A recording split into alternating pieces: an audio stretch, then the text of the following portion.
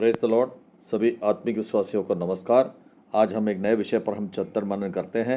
यूहन्ना की पुस्तक 13वां अध्याय 1 से लेकर पहले वचन से लेकर 20वें वचन तक। यूहन्ना की पुस्तक 13वां वचन 1 से लेकर 20 तक के पद को हम देखते हैं।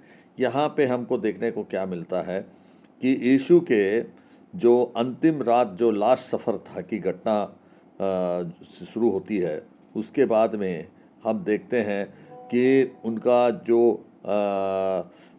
पास ओवर का समय आता है और जीसस क्राइस्ट जानते थे उस समय वे उनका क्रूस का भी दिन निकट आ चुके हैं।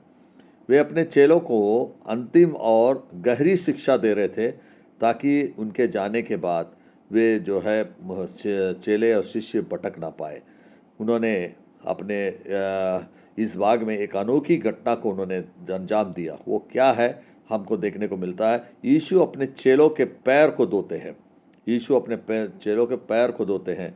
यहाँ पे यीशु का प्रेम वचन नंबर 1 में हमको देखने को मिलता है और पैर धोने की घटना दूसरे वचन से लेकर 11वें वचन तक हमको देखने को मिलता है। सेवकाई की शिक्षा को 12वें वचन से 17वें वचन तक हमको देखने को मिलता है। विश्वासघात का संकेत जो है 18 से लेकर 20 में हमको देखने को मिलता है।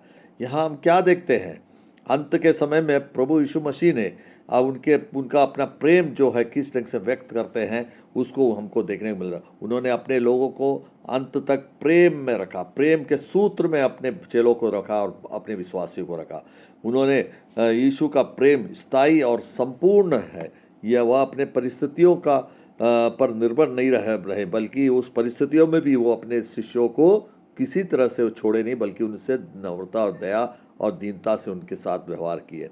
हम रोमन की किताब में 8वें अध्याय 5वें वाक्य में क्या कहते हैं, मसीह ने हमसे प्रेम किया, और उस विषय पर हमको देखने को क्या मिलता है।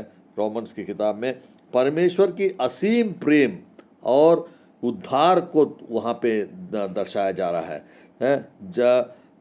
हम जन्म से ही पापी थे और मसीह जो था वो हमको निस्वार्थ सेवा का उदाहरण देते हुए अपने पवित्र आत्मा के चलते वे अपने जीवन के अंतिम समय में भी हमें जो शांति को प्रदान करते हैं और अपने सामर्थ्यवान जीवन जो अपने आत्मा का सामर्थ्य है उनके पास है, और उनकी शक्ति पर भी वो उनको गर्व ना करते हुए वे हमें पाप पर से विजय पाने का उन्होंने हमें उदाहरण प्रस्तुत किया है। ये इस टाइप से वो एक प्रेम को प्रस्तुत करने का एक अनोखा उदाहरण वहाँ पे उनको हमको रोमर्स की किताब 5वें अध्याय 8वें मसीह के द्वारा दिया जाता है। दूसरे हम देखते हैं दूसरे वचन से 11वें वचन तक जब हम इस अध्याय में देखते हैं 13वें अध्याय में, तो वहाँ पे मसीह के द्वारा पैर धोने का जो हमने वहाँ पे देखा। ये यीशु जो है, जो एक गुरु और प्रभु थे, सबको मालूम है, और वह चेलों के पैर धोते हैं। यह काम सामान्यतः सेवक करते थे, लेकिन वो सेवक के जैसे सेवक से भी अपने आप को परमेश्वर के समतुल्य होते हुए भी वह व्यक्ति अपने शिष्यों के पैरों को धोकर वो अपने आप को नम्रता में प्रस्तुत करते हैं। ये जो एक सेवक साधारणतः करता है उसको हमको देखते हैं। यहाँ पे हम तो देखते हैं उनके चेले जो पतरस है, उन्होंने उसको पैर धुलवाने से मना करता है। तब वो बोलता है, यदि मैं तुझे ना धोऊं तो तेरा मुझ में भाग नहीं रहेगा, तेरा जो स्थान मेरे से हट जाएगा। तो उन्होंने इस तरह से उनको बांधा अपने साथ में कि उनको अपना पैर धुलवाना पड़ा। तो यहाँ पे क्या हमको देखने को मिलता है, एक नम्रता जो दीनता में होती है, बहुत ही नीचते स्तर का जो विचार, मतलब वो एकदम अपने आप को नम्र बनकर उन्होंने प्रस्तुत किया। सेवा की भाव वहाँ प्रस्तुत किया, आत्मिक शुद्धता की भाव को उन्होंने प्रस्तुत किया। केवल हमारी बाहरी रूप से हम शुद्ध होने से नहीं होता, बाहरी रूप से नम्रता होने से नहीं होता, बाहरी रूप से सेवा में होने से नहीं होता, लेकिन अंदर की शुद्धता को भी उन्होंने वहाँ प्रस्तुत किया। ये हमको देखने को मिलता है। ये वास्तव में एक अनोखा चीज़ है। फिलिपियंस की पुस्तक दूसरे अध्याय 5वें पद से लेकर 7वें पद को जब हम पढ़ते हैं तो वहाँ पे प्रभु यीशु मसीह के नम्र और दीन स्वभाव को हमको सिखाता है, वो कैसे अपनाए थे। और यीशु ईश्वर होते हुए भी अपने आप को एक दास बनकर उन्होंने वहाँ प्रस्तुतिकरण किया।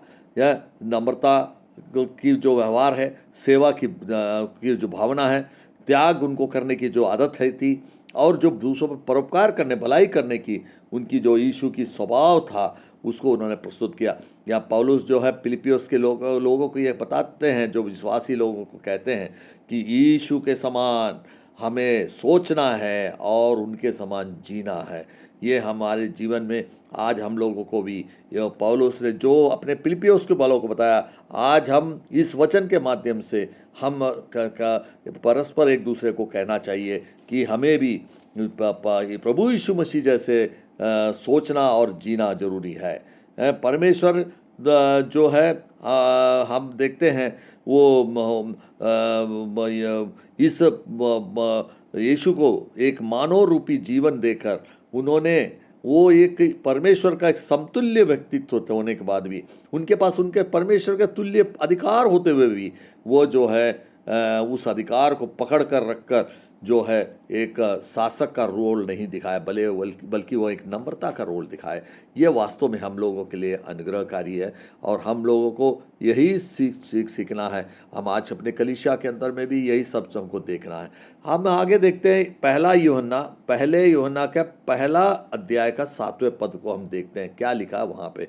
परमेश्वर की संगति में चलकर पवित्रता में चले और मसीह के लहू से हम हर पाप में शुद्ध रहना है। प्रभु यीशु मसीह का जो लहू है, जो बलिदान के रूप में उन्होंने क्रूस पर दिया, उस बलिदान के क्रूस के उस लहू से हमारा जीवन जो है शुद्ध होना चाहिए। हमारा जीवन का जो पाप है उससे धुल जाना चाहिए। यह उनको प्रकाश में चलना, परमेश्वर की संगति में चलना है, यीशु को जो साथ रहकर हम अपने शुद्धिकरण को करना, और अंधकार हमारा पाप वाला जीवन जो है, हमारे दूसरों को नुकसान पहुंचाने वाला जीवन है, इससे सबसे हमको अलग रहना है। तो हमारी ईमानदारी में जीना और मसीह समुदाय के सक्रियता में हमको अपनी जीवन व्यापन करना है, और विश्वास को प्रभु यीशु मसीह के विश्वास को और उनके सेवा भाव को बढ़ाते रहना है। यही हमको यहाँ पे देखने को मिलता है। हम देखते हैं अगली पद में सेवा का आदेश, 12वें पद से 17वें पद तक हम देखते हैं, जैसे मैंने किया तुम भी करो, ये हमको आदेश दिया गया है। आज हमें दूसरों की, अपने लोगों का सेवा करने और अपने लोगों का पैर धोने में हमें कोई संकोच नहीं होना चाहिए। जैसा हमारे प्रभु यीशु मसीह ने किया वैसा ही हमको करना है। क्या यह स्थिति कलीसिया के अंदर में आज के रात दिन में है? ये इस टाइप से हमारे कलीसिया में हम लोग आज जो पादरी है, नहीं तो हमारे पास्टर लोग हैं, या नहीं तो अगुवा लोग हैं, या हम लोग खुद विश्वासी लोग, क्या हम लोग इस टाइप से करते हैं, इस नम्रता में जीते हैं? ये हम लोगों के लिए क्वेश्चन मार्क है। हम लोगों को अपने आप में परिवर्तन करना है। इस उपवास के काल में हमें क्या देखने को मिलता है? यहाँ पे नेतृत्व जो सेवा के द्वारा हमको करने को मिलता है, महानता हमको देखने को मिलता है प्रभु यीशु मसीह का, जो नम्रता के माध्यम से हमको प्रदान करता है। हम संबंधित वचन में मार्कोस के सुसमाचार 10वें अध्याय 45 में क्या देखते हैं? मनुष्य का पुत्र सेवा करने आया। आज मनुष्य का जो पुत्र है इस दुनिया में सेवा करने आया। उनका अपना मिसाल, सेवा की मिसाल को यीशु ने देकर उन्होंने कहा कि राजा के समान सेवा करवाना, अपने दूसरों के माध्यम से हमारी सेवा, हम राजा बन जाए और उसके दूसरों के माध्यम से सेवा करवाए। यह शक्ति प्रदर्शन करने के लिए प्रभु यीशु मसीह नहीं आए। वो जो है दीनता के लिए आए और नम्रता के लिए आए और परोपकार के लिए आए थे, बल्कि दूसरों की सेवा और नम्रता के साथ वो जीना चाहे, और उन्होंने किया। यीशु ने मनुष्य के पाप और मृत्यु की दासता से छुटकारा के लिए वो यहाँ इस पृथ्वी पर आए। यीशु ने क्रूस के बलिदान पर अपने आप को समर्पित करके ये साबित किया है कि मनुष्य जाति के पापी में छुटकारा लेने के लिए हमें क्या कर सकते हैं, इस विषय पर हमको सिखाता है। तो हम आज इस वचन के माध्यम से हम ये सीखने के लिए मजबूर है कि प्रभु यीशु मसीह के सादृश्य बनकर हमको चलना है।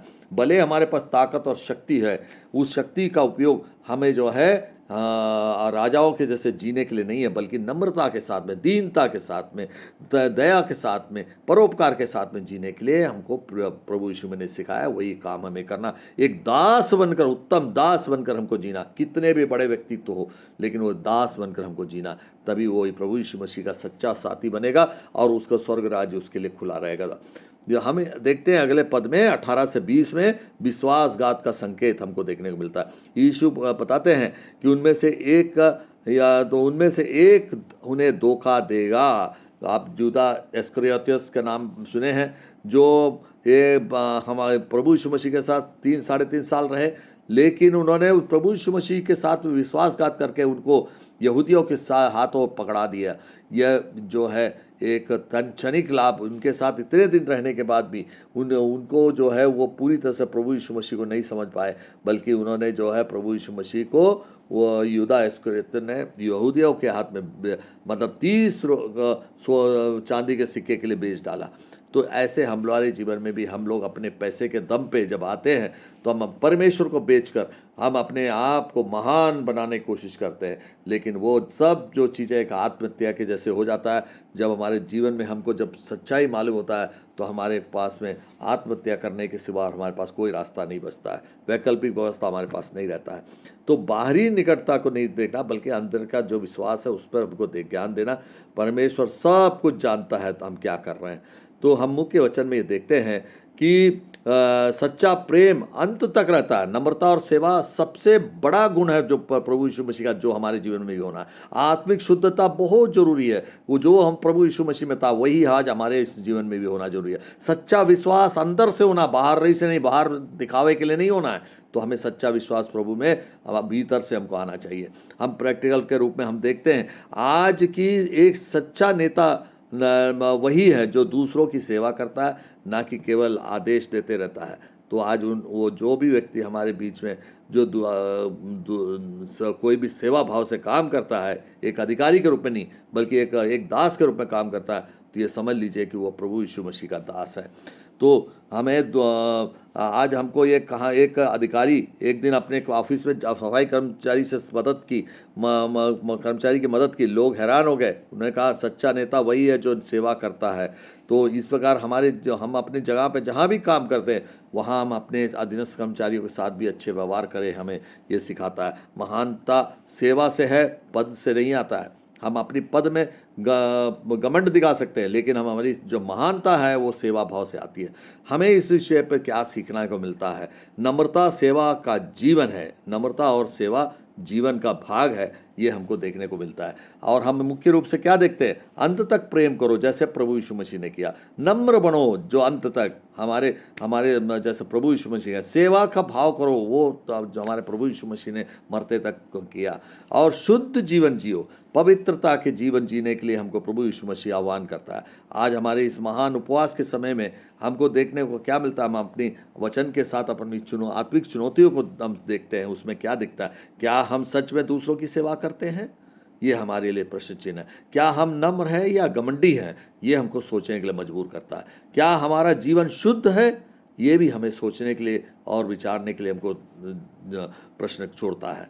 तो हम प्रार्थना करते हैं, हे प्रभु मुझे नम्रता प्रदान कर, ताकि मैं प्रभु यीशु की तरह हमें दूसरों के साथ दया कर सकूं। हे प्रभु मुझे दूसरों की सेवा करने वाला बना दे प्रभु। मैं यह चाहता हूं ताकि मैं मेरा प्रभु यीशु मसीह के मार्गदर्शन में चल सकूं। तीसरा, मेरे जीवन को शुद्ध बना दे, पवित्र बना दे, ताकि मैं जो है प्रभु यीशु मसीह के बाजू में जाके स्वर्ग में बैठ सकूं। मुझे सच्चा प्रेम करने की शक्ति दे दे प्रभु। ये आज मेरे जीवन में जो है ये जरूरी है, क्योंकि एक सच्चा प्रेम करने वाला व्यक्तित्व जो है वही जो है स्वर्ग में जा सकता है। हम यूहन्ना की पुस्तक 13 अध्याय 1 से लेकर 20 तक में क्या सीखे, ये हमको एक बार हम पूरे अध्याय में देखते हैं। तो यीशु ने हमें नम्रता और सेवा का आदर्श सिखाया है, दिया है, हमें उसके अनुकरण करना है। दूसरा, सच्ची महानता सेवा में आती है, ये हमें सिखाया है। प्रेम, नम्रता और शुद्धता की ही सच्चा जीवन है, ये हमें उन्होंने सिखाया है। और इस तरह से हम अपने अधीनस्थ लोगों का पैर धोकर हमें अपने नम्रता के स्वभाव को प्रभु यीशु मसीह से हमको सीख कर ग्रहण कर हमको वो चीज़ करने के लिए हमें ये जो पसह के त्यौहार के अवसर पर हम लोगों को ये देखने को मिलता है। और ये जो गुड फ्राइडे के पूर्व संध्या में हमको ये सब देखने को मिलता है, और हमें उसका अनुकरण करते हुए आज ये उपवास के हमारे अंतिम चरण में हमको 40 दिन पूर्ण होने के बाद में हमको आज ये पूरी तरह से हम अपने आप को नम्र बनाएं और सेवा भाव में उतर जाए और परोपकार में उतर जाए और दीन बनाए और दूसरों के अपने चेलों के पैर धोने की स्थिति में लाए अपने आप को। तभी ये पूरे दिन का जो उपवास है हमारे जीवन में कारगर हो सकेगा और ये प्रभु यीशु मसीह आपके हृदय में बसेगा और हम उत्तम कलीसिया स्थापित कर पाएंगे, उत्तम परिवार स्थापित कर पाएंगे। सुनने वाले और देखने वाले देश विदेश के सभी लोगों को मेरे निवेदन है कि इसका अनुकरण करके एक नई जीवन को पाए और एक अपने पद से नहीं, अपने नम्रता से, अपने क्रिया से, अपनी दासपूर्ण जीवन से ही आप अपने आप को बड़ा बना पाएंगे। इसके लिए मैं प्रार्थना करता हूँ ये आप सबको ये वचन जो है कारगर हो सके, वो आप इसका फ़ायदा उठा सके और अपनी जीवन को बदल सके। यही प्रार्थना करते मैं आप सबसे नमस्कार करता हूँ। God bless to all.